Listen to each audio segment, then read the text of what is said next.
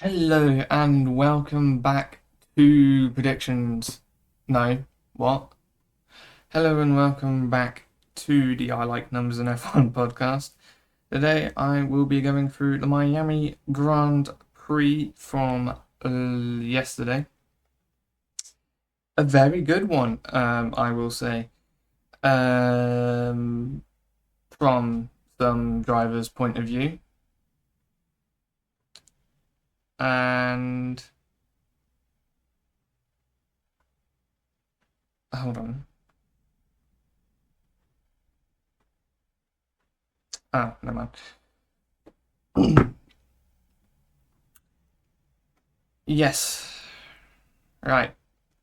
The race results for DNFs from the Grand Prix, those being Hadjar, Gasly, Lawson, and Hulkenberg. And the rest of the field, the non-point scorers were Bottas, Stroll, Perez, Alonso, Lindblad, Ocon, Bortoleto, and Behrman. The point scorers were Alexander Albon in 10th with 1 point, Carlos Sainz in 9th for 2 points, Charles Leclerc in 8th for 4 points, don't want to talk about it. 7th for Franco Colapinto, 6 points.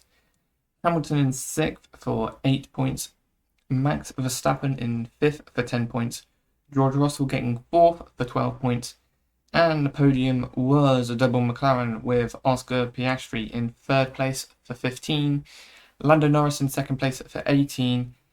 And Kimi Antonelli taking his first 3 wins in a row. P1 for 25 points. Very good job from him there. Now, that's the race results. On to the individual teams. McLaren had a very good weekend, I will say. Obviously, getting 2-3 in the main race and a 1-2 in the sprint race, so a very good job from them there. In terms of the rest of the weekend, it's still a very good job. Nice performance from them to close back in to Mercedes, and they actually outscored Mercedes, the first team to do so in a weekend, I believe. Yes, they outscored Mercedes for the first time and are the first ones to do so this season. Obviously, Lando saying that he thinks he could have won the race had he had a better strategy. It's possible. I haven't had I don't have access to the data to find that out, so I can't exactly comment on that too much. But judging by the pace and the gap at the end of the race, I will say, yeah, it was on the cards at least for a bit. 3.2 seconds, the gap at the end of the race. So not entirely out of the question, I would say. Mercedes, a little bit on the back foot in Miami. Not quite where they would have wanted with George, but exactly where they would want to be with Kimi, getting his 3rd pole and win. A very good job from the young Italian there. On George's side, got very lucky towards the end of the race to get up into 4th. However, I think, judging realistically, that is not where he should have been in the race. So he can be very lucky with where he got at the end of that race, of course. Red Bull. Mistake from Hadjar took him out the race very early on, and we saw the very frustrated Hadjar that can be when obviously he makes a mistake. So yeah, unfortunate from his side. Just clipped that inside wall and then just couldn't turn for the next part. Obviously, He was already out once he clipped that inside wall on the left. And then it just made more damage on that part on the exit of the chicanes. On Max's side, a very good-ish weekend compared to what he's had previously. Obviously, did throw away a second place, but did finish fifth, albeit with a penalty for crossing the white line at the pit exit. But didn't drop in many positions, so he is good with that. Ferrari could have been a very good weekend. Could have been a podium in both the sprint and the race, but no, decided to be neither. Just didn't have the race pace generally, and then Charles's mistake right at the end of the race, taking him out of podium contention, and obviously race high scoring points positions, of course, which is very annoying. Charles saying that himself that the mistake was all on him. I believe he tried getting the overtake mode for the last lap on Oscar. In hindsight, I think it would have just been better to stay in front. I'm not saying that caused the spin, but had they been battling back and forth the entire time, I would have said yes, it's a smart decision. It obviously it would have had a chance of not paying off, but the way they had it, Charles was still somewhat comfortably clear ahead of Oscar. Oscar had never really been close enough throughout the whole race to even challenge, I say whole race, the whole last part of that last stint. Charles was still somewhat clear throughout it, so I probably would have said that he would have been fine. And obviously, it's been happened anyway, so it doesn't really matter. But yeah, and then Lewis just really no pace at all around Miami, as I expected in predictions. So yeah, we'll have to see if he can get back to his normal pace next time out in Canada. Obviously, we've got a 3-week break then. Hopefully, they can bring some more upgrades to bring him a little bit closer in the race, because they look to have decent race pace from Saturday, from what I heard from journalists and whatever. But yeah, didn't really translate into any sort of actual performance on Sunday. Obviously, he took the lead at the beginning, but nowhere once he got passed by Antonelli and Norris after the safety car restarts. Williams, on the other hand, a very mega race from them, getting double points for the first time this season. I would not have predicted this coming into the weekend, and yet here we are, getting their second and third points finishes of the season and getting them in the same race. A very good job from the pair of them. I think they kind of were in their own area. Yeah, Sainz 19, 20 seconds off Colapinto, and Albon 10 seconds behind him, with Behrman not sure how far behind Behrman was, because Behrman was a lap down, but that kind of tells you something anyway. So yeah, both Williamses not that finishing on the lead lap is a very good job from them. But obviously they still got a little bit of a way to go to get back up to where they were at the end of 2025. Obviously their qualifying they need to sort out a little bit, and they did get lucky with obviously Gasly and Lawson and Hajar in the race, and I think also Hulkenberg would have been ahead of them. Was ahead of them before he retired, but yeah, so they still got a little bit lucky, but it's still a very good weekend from them to score some points, putting themselves now in the championship 8th ahead of Audi on 5 points. Should have mentioned the other ones as well. Mercedes on 180, 70 points ahead of Ferrari on 110, who are now only 6 points ahead of McLaren on 94.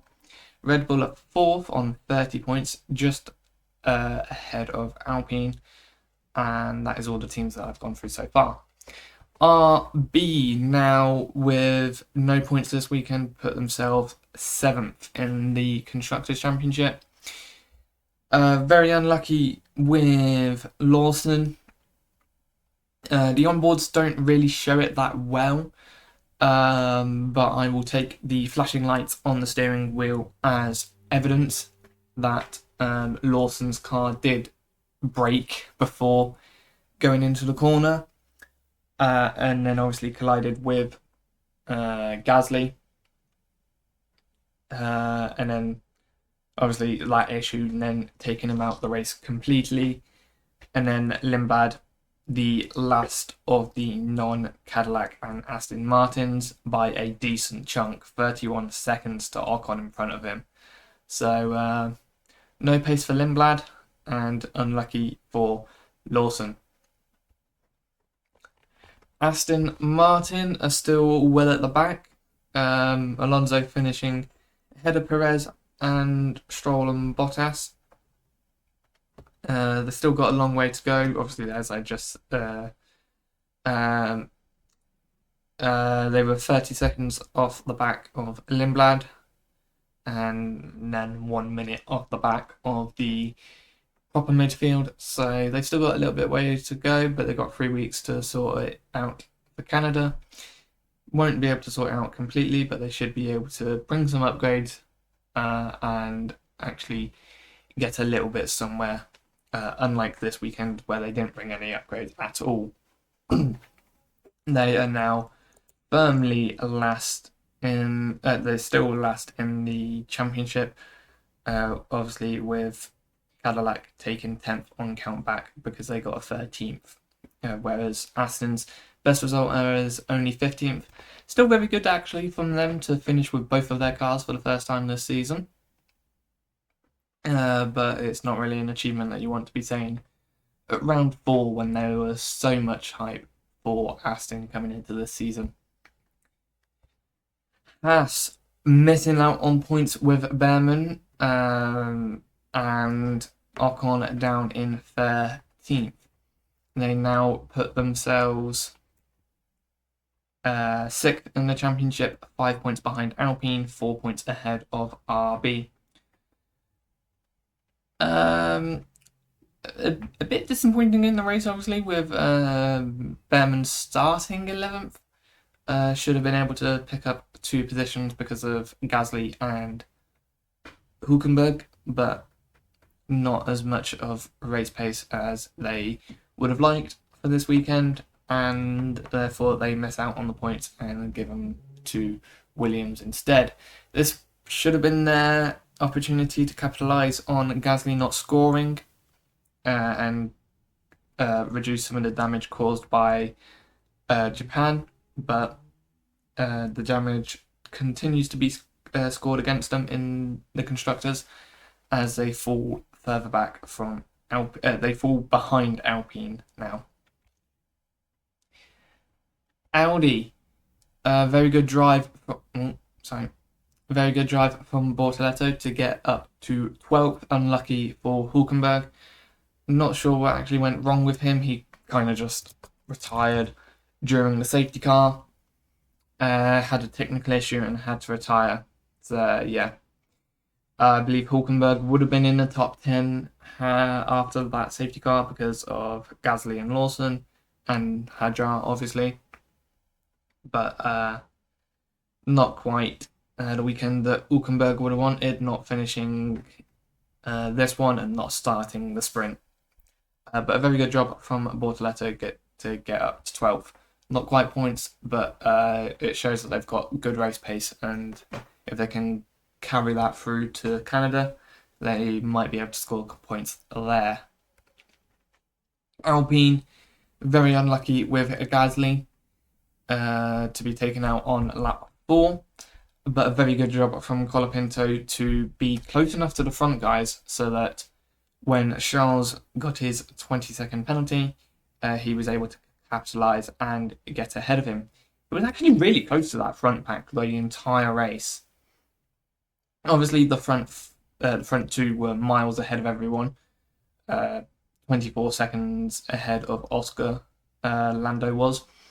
And then you got another 16 seconds back to George. Obviously, 6 seconds back to Verstappen because of Verstappen's penalty. But then 5 seconds back to Hamilton. And Colapinto was only 8 seconds back to from Hamilton. So very good job from Colapinto. It was closer to the front pack than he was to the cars behind, which you would not have expected coming into this weekend. So very good job from Colapinto, helping the team move past Haas in the championship now. Cadillac, a little bit disappointing from them. Well, I say disappointing, not really. Kind of where you expected them. Would have expected them to be a little bit better than Aston, seeing as they did bring upgrades, and Aston didn't. But Bottas, no pace in the race, being the only driver to have been lapped twice, and was just way off his teammate. Only session he beat him in was qualifying, really.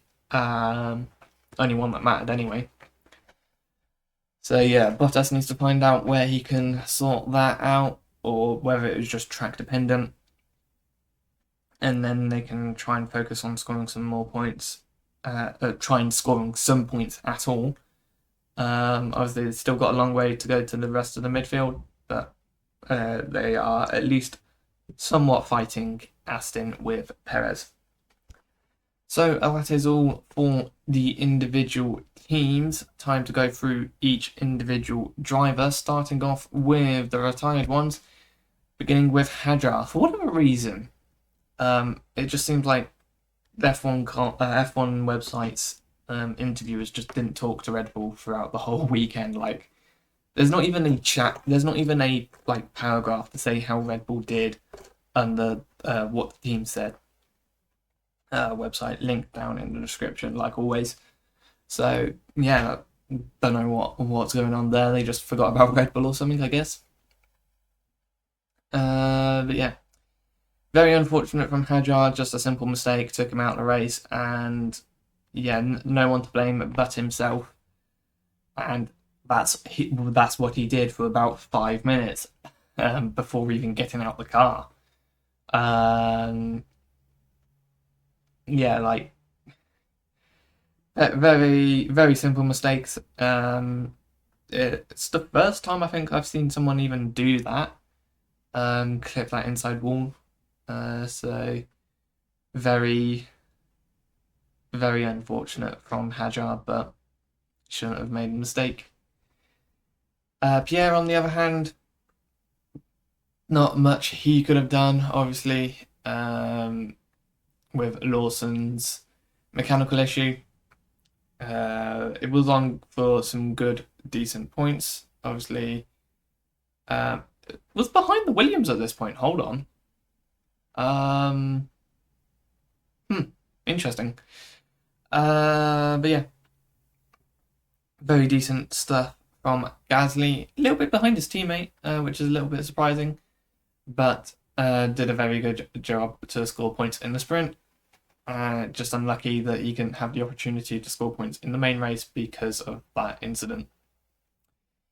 Liam Lawson, obviously the cause of said incident, but not really because of his gearbox failing, meaning he had no drive. So the force that the brakes were applying was a lot more compared to what they would normally be, causing him to lock up and then have no control anyway, and just sent Gasly into a barrel roll. Yeah, there's something that the team will have to sort out, whether it was caused by something that Liam did or whether it just happened. It seems like it was something that just happened, so they'll have to sort that out at the team. But they've got 3 weeks now to sort it before Canada. Hulkenberg, I've already said, retired very quietly, just under the safety car. No one really noticed, apart from the TV direction. I don't even think the commentators said anything, but I don't listen to the commentators that much anyway, so they might have said something about it, but not much. And very surprising, very disappointing from his side, obviously, to not finish either the sprint or the race, especially with such potential that he had starting 10th. So very unfortunate for Hulkenberg. Did they sort out their starts? I'm not sure. I didn't quite see. Too busy focusing on the front of the field during the replays. I should have watched the highlights to check that.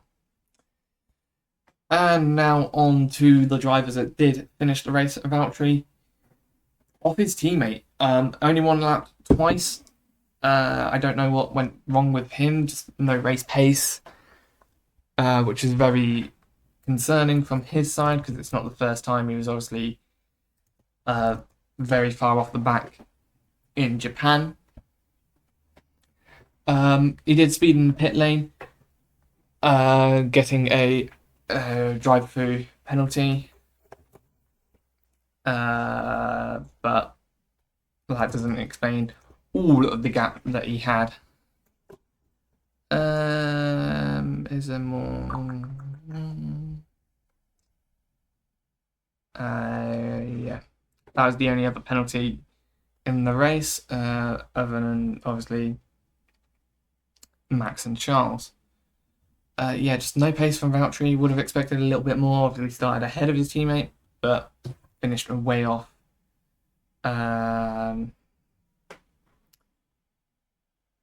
So apparently, the speeding in the pit lane was caused by the buttons not pressing fully all the way. So Bottas didn't press the button in enough, and the pit limiter didn't engage. So, yeah, interesting one there.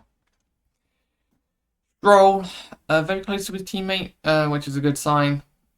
Still got a lot of work to do, but finishing within 10 seconds of his teammate, I think, is a very good start.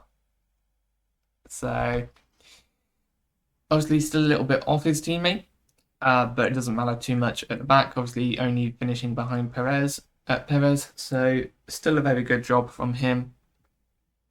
And obviously, going off to his home race next time out for Canada. Hopefully, he can put on a good show for his fans, if they exist, because I don't think there's many. But it's more of a question of whether Aston Martin can bring a car to the show at Canada than whether Stroll can do anything, because at the moment that car is a lot slower than what it should be. Perez, a little bit off in qualifying, but a good job in the race to be fighting with the Astons. I believe he wasn't fighting the midfield at the beginning of the race like he was in the sprint. We might have, because this image shows. Well, no, actually, that'll be Gabby coming through this image. So, still a very good job from the Mexican. Still got a long way to go for Cadillac, but they are making small progress, finishing on the lead lap, of course, with Checo, and so they'll try and find some pace for Canada. Fernando will also want to find some pace. Not much. He could have done more. So just obviously try and help the team get quicker themselves. But otherwise, a decent weekend from the Astons to finish both with both cars. Very good job from them. Arvid Lindblad, the last. Did that update on your in the video as well? That was weird.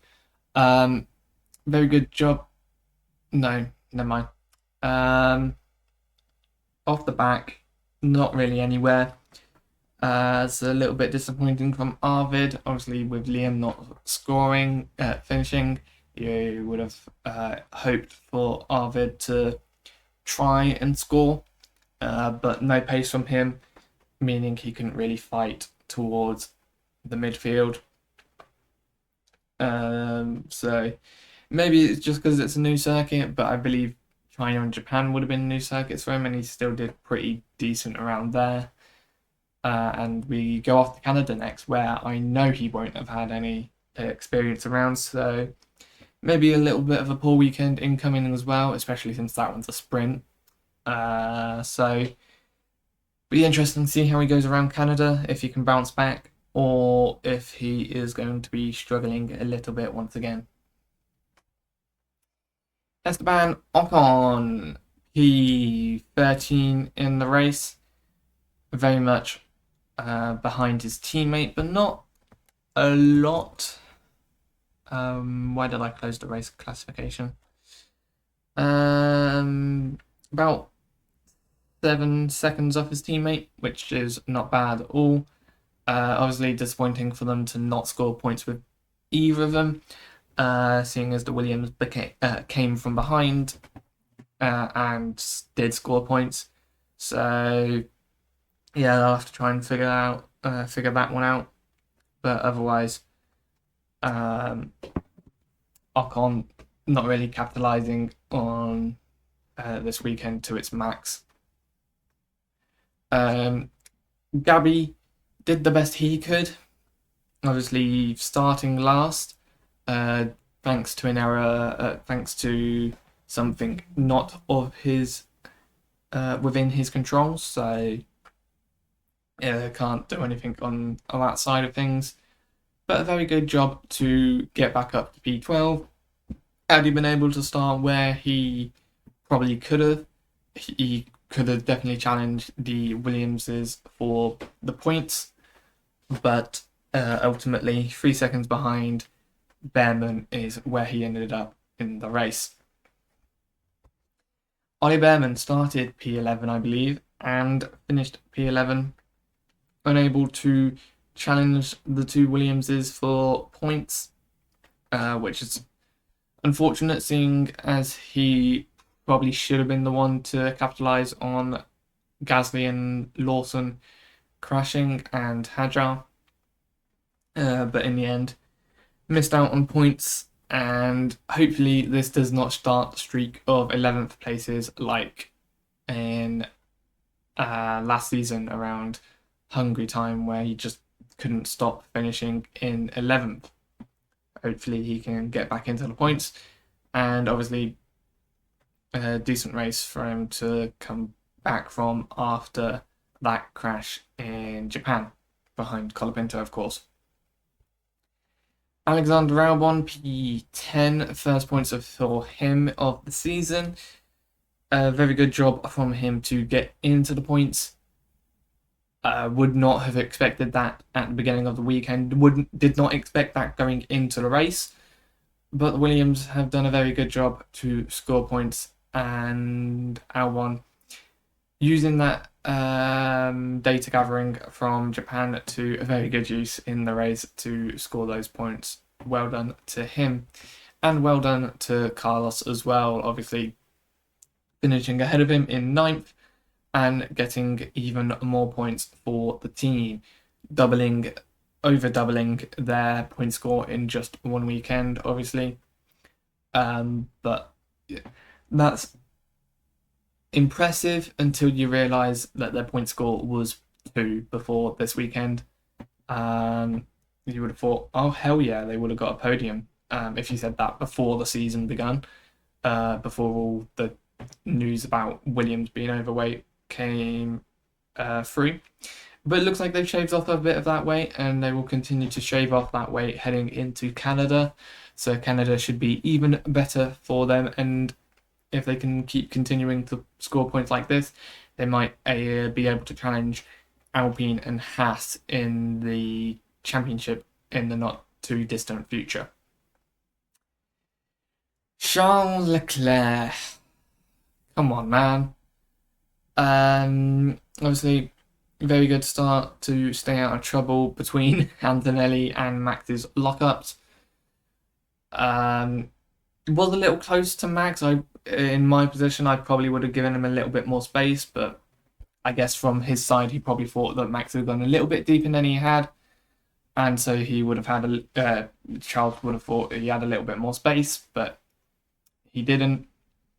In the end, led for a couple of laps until the pit stops, at which point Charles was already behind. Led till just before the pit stops, and at which point Ferrari boxed him, and then just no race pace on the hards at all. Almost organically lost a position to Piastri, but then he decided to give it up, heading on to the final lap, and then spun anyway. And then hit the wall, got damage, had to cut corners because he couldn't turn right. Luckily, it's a anti-clockwise circuit, so most of the corners were left-handers anyway. But a little bit of contact with George at the final corner, and then just couldn't turn right, and so Max passed him across the line anyway.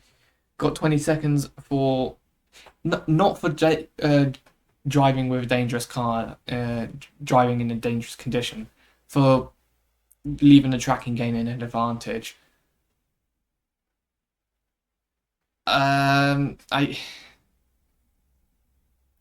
It's a difficult one, but I don't think he.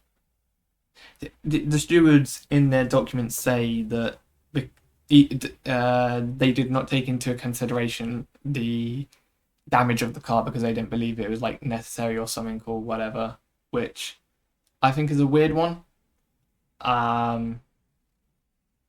But consistent with how George got his penalty in Monaco last season, although way different circumstances, and consistent with Hamilton's penalty in Singapore last season. So can't really complain, apart from the fact that, Charles, why'd you have to make that mistake?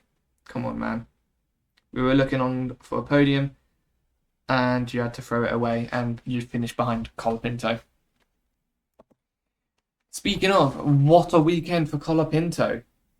No notes. Absolutely banging weekend from him. Did not expect this coming into the weekend, but he knocked out the park. And had Gasly finished the race, I think there was still a very good chance that Colapinto would have finished ahead of Gasly. Obviously, he has to continue this form to show that it wasn't a one-off, but with that result, I think that will boost his confidence, and I think he won't have any difficulty trying to replicate this in Canada and future races. Obviously, he's never... no, he was at Canada last season. Don't remember how that went.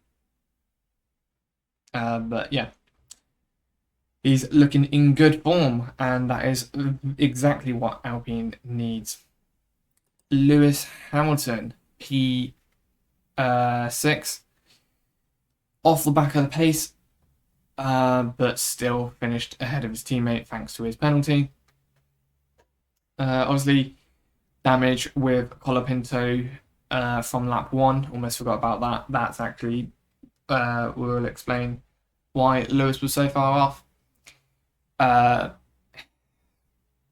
Little bit unfortunate. I think it just kind of a racing incident. Both went side by side. Both thought that they were going to give each other more space than they did, and ended up colliding. Didn't affect Colapinto that much, but affected Lewis quite a bit, with quite a bit of floor damage coming off the car. no idea how much actually it cost him, but it will explain why he was so far off. But obviously, uh, was off the pace anyway, as shown by where he finished in the sprint and how far off he was there. Max Verstappen, P5, should have really been fighting for the win had he not spun. Obviously, very weird one. Obviously, Charles cuts in very close, but it almost looks like Max is spinning before. It kind of looks like he sees Charles and then starts spinning. It looks like he gets spooked from Charles. But very good job to get it pointing back in the correct direction, but very, very naughty stuff fighting the midfield, cutting it close with a lot of them. Signs voicing frustration on the radio with it, and then him voicing frustration with Albon, which I understand, but I feel like doesn't have any grounds. That Bollard is very very weirdly on the circuit. Like, you can go to the right of the bollard but still be on the circuit, whereas on most circuits you'd be firmly in the pit lane at that point. So I don't know why the bollard was placed there. There is obviously faded lines from previous position where you'd expect it to be, so they moved it for this year, I assume, but I don't know why, because it's very, very weird place to have the bollard there. But yeah, should have been higher for Max, but the frustration from him caused him to lose his head a little bit and fight the midfield a little bit too hard, and in the end boxed early for strategy. And yeah, had that spin not happened in the first place, he probably would have been fighting for the win. But in the end, fought for 5th place.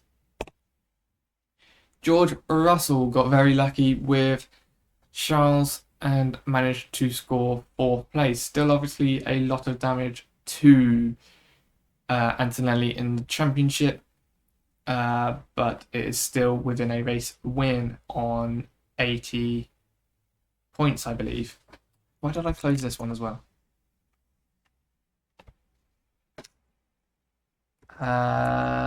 Yes. He is on 80 points, 20 points behind Antonelli. Very good weekend from George to try and minimise the damage, but he believes it's a one-off.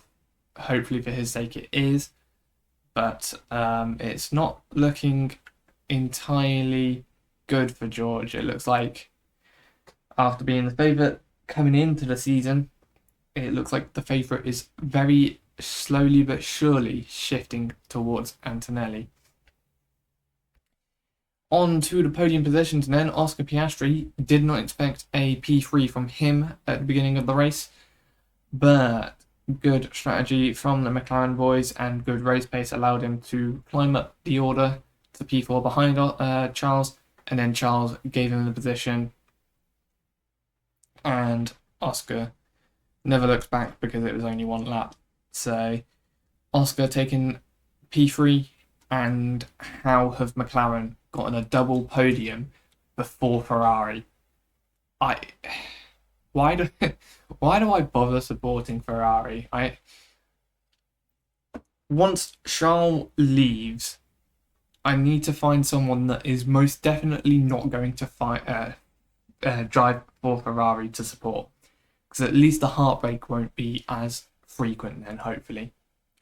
But you know what? That's exactly when Ferrari are going to pick up their form again. But yeah, Oscar, very good drive, putting in a P3 and a P2 in the sprint. Obviously, very good job from him. Yeah, hopefully he can take this form. I don't think it will obviously challenge for the championship, but they can definitely challenge P2 in the constructors, especially when Ferrari keep making poor decisions and mistakes. Lando believes he could have finished P1 in the race. I believe so too, but a little bit less so compared to what I thought with Oscar in Japan. Saying that they should be proud, 2 cars on the podium, a big points haul, and a clear step forward. He felt he drove very well all weekend and extracted everything to the car. At the same time, it says it hurts because he thinks a win was possible. They'll review what they could have done differently and keep pushing to bring more performance, especially in high-speed corners where Mercedes look to be very strong.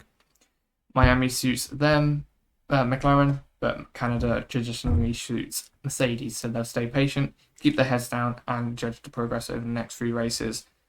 They're proud of this step, but they want to be the best, and it's a long season, so they're here to fight. Yeah, very good. If they can make the steps forward like they have in previous seasons, 23 and 24, then they could challenge Mercedes. Obviously, they'll need George to keep underperforming throughout the next couple of races to minimize the damage. But yeah, very good job from McLaren and Lando this weekend.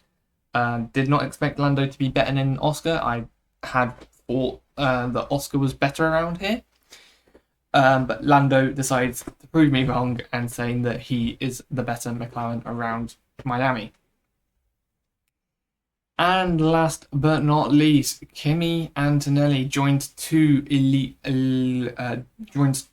clubs this weekend by scoring his first 3 podiums in a row, joining Senna and Schumacher. What 2 people to be up against, compared against? That's impressive. And joins the list of the drivers with their first 3 wins in a row.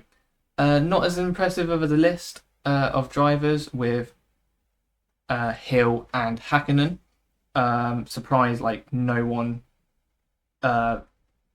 with more stats is in that list, but now Kimi is part of that, and I believe Crofty said that he is the first driver to take his first 3 wins from his first 3 poles, and obviously a very, very good stat from that as well.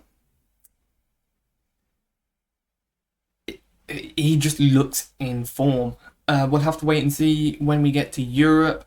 Obviously, that's where he fell down last season, so whether he can pick himself up and not fall down in Europe will be a very telling sign of whether he can actually fight for this championship or not. But he goes to Canada, where he got his first podium last season. Obviously, George has been pretty good around Canada recently anyway, so we should expect George to be back up there. But yeah, very good weekend from Kimi, and he is looking very informed to bring this fight to George, and looking at the moment to turn it around and force George to bring the fight to him.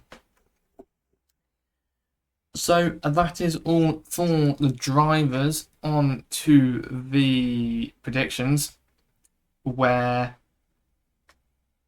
it's a very, very weird one from my point of view. If I can get the program to load.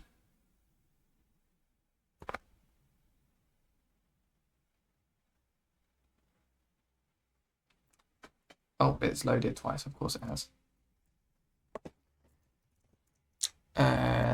Show predictions, that one. It was a sprint. Hopefully it shows it correctly.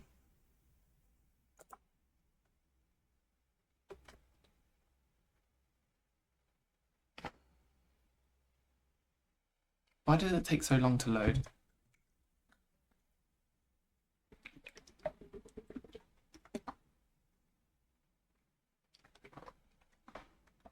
I didn't want you to open on that window, god damn it.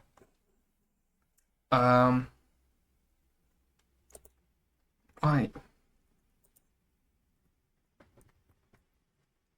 This window, please.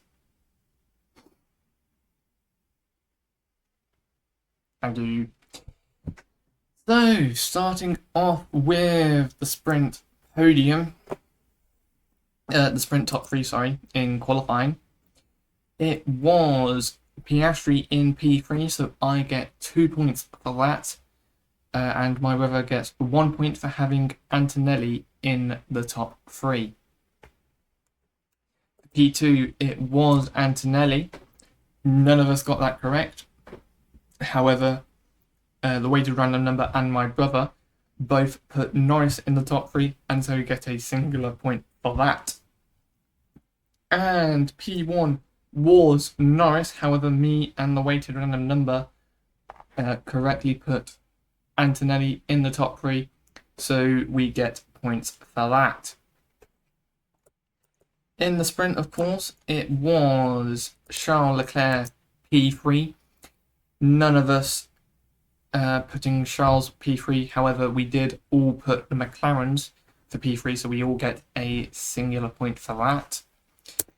In P2 was Oscar Piastri, which only the weighted random number got correct, and so he gets the 2 points for that. Me and my brother both put in the Mercedes, for which we get 0 points. And P1 was Lando Norris. However, we all put the Mercedes, so no one gets points for that. Heading into the qualifying head-to-heads, it was Bottas at Cadillac, so only my brother does not score points there. It was Colapinto at Alpine, very surprisingly, and so none of us score points there. At Audi, it was Hülkenberg, so the humans score points there. At Haas, it was Behrman, so it's a triple pointer there. At Aston Martin, it was Alonso, so it's another triple pointer there. It was Lawson at RB, so it's once again another triple pointer there. However, at Williams, it was Sainz, so only my brother doesn't score points for that. At Ferrari, it was Leclerc, for all of us getting that correct.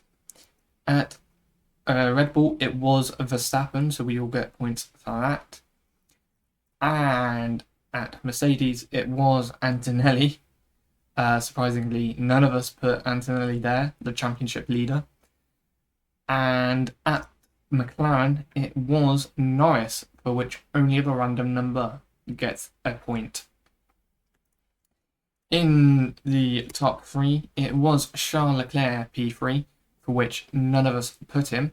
However, only the weighted random number put Antonelli, so gets a singular point for that. In P2, it was Verstappen. None of us expected that, so we don't get any points for that. The weighted random number does get a point for having Charles in the top 3, however. And pole position was Kimi Antonelli, for which me and my brother get the 2 points for getting that correct. And after qualifying, the points were in my favour. 13 points for me, 10 points for my brother, and 12 for the weighted random number, obviously including sprint qualifying. For the race head-to-heads, it was Perez at Cadillac, so only my brother doesn't score points there again, picking the wrong driver twice. At Alpine, it was Colapinto, so only the weighted random number scores points there. It was Bortoletto at Audi, so we score a triple point there. It was Behrman at Haas, so we score a triple point there. It was Alonso at Aston Martin, so we score a triple point there.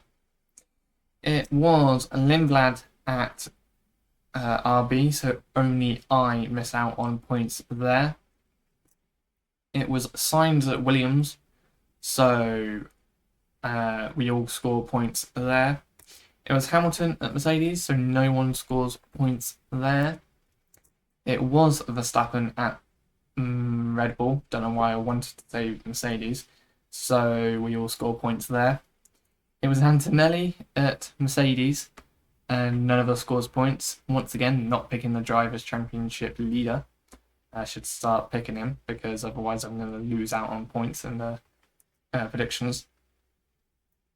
And at McLaren, it was Norris, so only I miss out on points for that. P3 was Piastri, so I scored 2 points for that, luckily. And my brother scores 1 point for having Norris in the top 3. In P2, it was Norris. None of us get the 2 points for that. However, the weighted random number and my brother get points for Piastri and Antonelli in the top 3. And last but not least, the race winner was Lando Norris, for which no one got correct. However, no, sorry, it was Antonelli. What am I looking at?